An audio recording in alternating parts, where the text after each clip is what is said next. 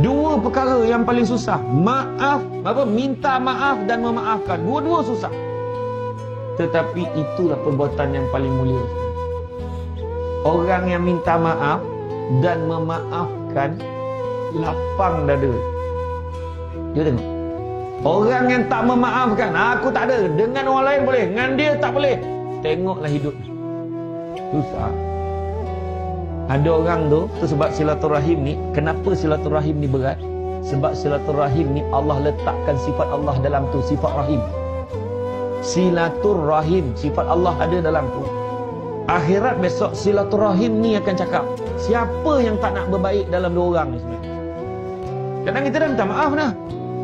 Aku minta maaf ayolah. Tapi dia dalam hati tak settle. Contoh, kita ni dah ikhlas tadi.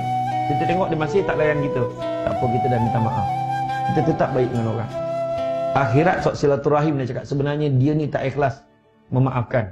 Orang tu dah minta maaf dah, ya Allah. Silaturahim ni akan cakap. Kita tak boleh cakap dah. Akhirat besok. Itu sebabnya jangan.